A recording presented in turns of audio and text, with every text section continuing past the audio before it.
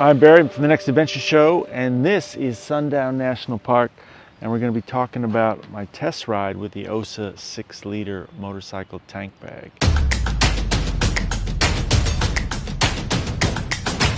I've got a Moscow Moto tank bag, and it's great. It's got a water bladder in it. It's got about 78 different levels and pockets and stuff you can put stuff in. And it's great for a long trip, but it's a bit much for kind of like a weekend ride, which is what we're doing today. So I was looking for something smaller, a little bit more compact, doesn't take up as much room on the bike, but still big enough to get the job done. So I wanted to try the Osah Dry Pack 6-liter motorcycle tank bag because Osah's been great friends of the show and they've supported us over the years. It comes with a number of different features. So it is IPX6 waterproof.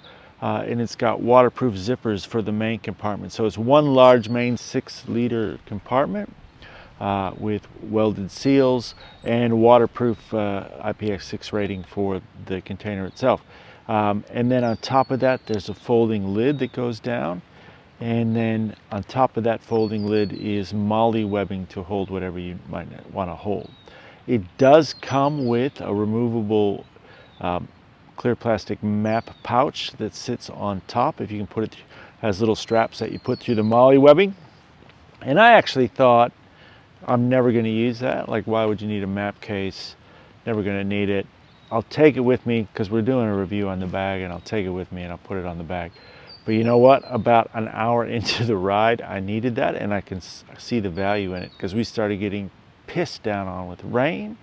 And I had my navigation phone on the navigation mount and I had to get it out of the water quickly. So that map case at the top has a Velcro seal at the top that you can open up. So all I had to do is just stop, open the Velcro seal, slide my phone in there, Velcro back up, and away we went. The phone was protected from the rain and one of my cameras as well.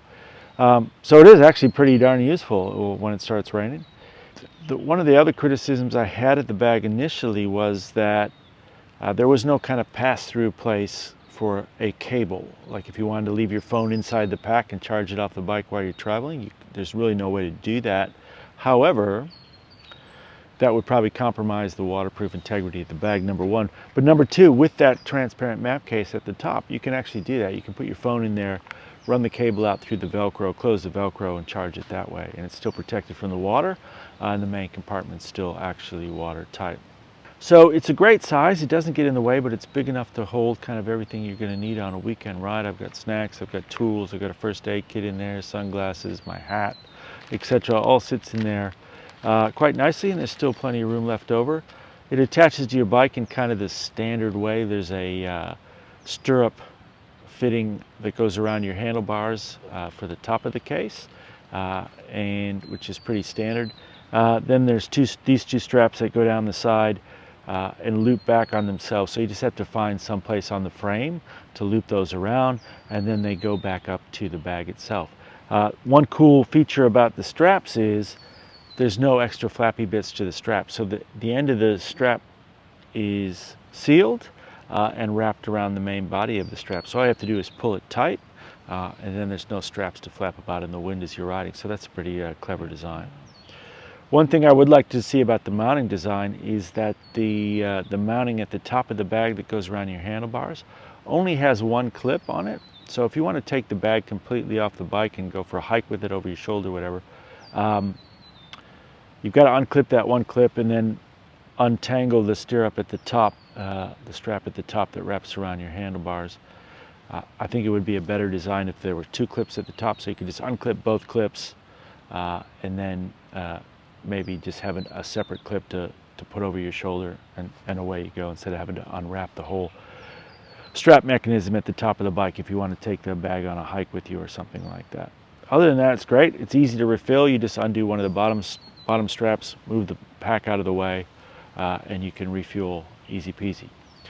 I think it retails for about 130 Australian, and you can find it on sale. I've seen it on sale for about 90-95 bucks, which makes it really good value for money when it comes to motorcycle luggage. Like a lot of this stuff is in $200-300 range.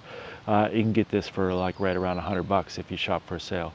So really good value for money. And it's a great tank bag. I think I'll use it a lot for weekend rides. I thought it was relatively simple at first, but I really like it now that I've been riding with it for a couple of days, and we have been in the rain and all my stuff stayed dry, I can tell you that. Cut to some drizzly footage here.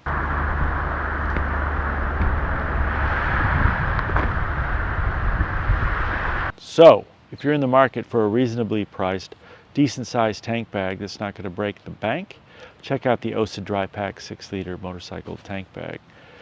This isn't a paid endorsement. They did send me the bag to evaluate, but this review is my own thoughts on it. So, see you next time on the next adventure.